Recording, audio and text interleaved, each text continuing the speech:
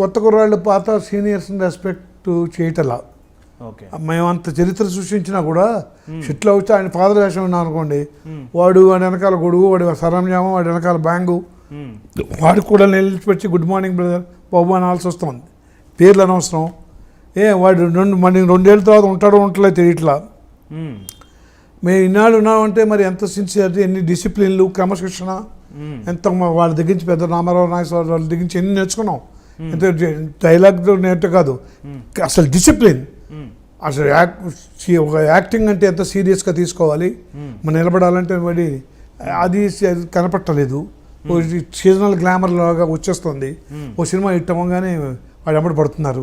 వాడు ఎమ్మడగానే వెనకాల ఎక్కువ వాళ్ళు వీళ్ళు కాస్ట్యూమ్స్ను గొడవలు పెట్టేవాళ్ళు, కుర్చీలు వేసేవాళ్ళు, వడిచేవాళ్ళు, క్యారవాన్లు, కల్చర్ అంతా వచ్చేసింది. సో అక్కడి నుంచి మనం కాంతారావు లాంటి వాళ్ళు, మేము వాళ్ళు కూర్చొని పాస్ అయ్యి నాగయ్య గారు లాంటి వాళ్ళు కూడా ఉన్నా కూడా పట్టించుకోకపోతున్నారు. మేము కడతో చూసాం కాంతారావు గురించి. ఆయనే లేచి నమస్కారం బాబు అండి, ఆయన ఎవరు ఆంటీ వీడంటే ఫేమస్ హీరో ఒకప్పుడు కాంతారావు, అట్లాగా ఏదో పెద్ద ఆయన ముసలాయన అంటే ఎవరో అనుకున్నాలే. ఆయన తర్వాత వచ్చి చెప్పిన వాళ్ళు ఉన్నారు.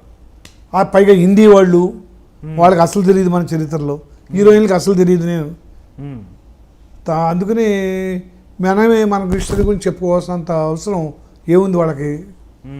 అందుకని మన పని మనం చూసుకోవటం, అండ్ తర్వాత అడ్వైజ్ కూడా చేయకూడదు. 2-3 చోట్ల అడ్వైజ్ చేశాను నేను డైరెక్టర్ ఒక్కొక్క హీరోకి.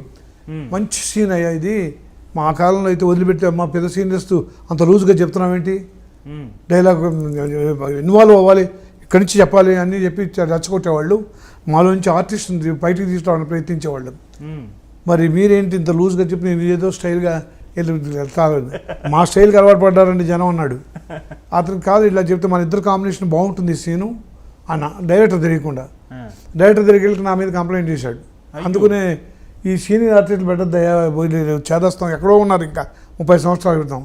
ఇంకా యాక్టింగ్ ఏదో sincere, dialogue, modulation, diction, punctuation, ఏంటి ఇవన్నీ ఎవరికి కావాలి ఇవన్నీ అనంటే నేను ఆయన వచ్చి దౌన పెట్టి, బాబు ఆయన జోలికి వెళ్ళకండి, నన్ను తీసేస్తాడు ఆయన, ఆ హీరో పెద్దాడు, నేనేదో ఉన్నాను బాబు, మీరు ఆయనకేం చెప్పొద్దండి.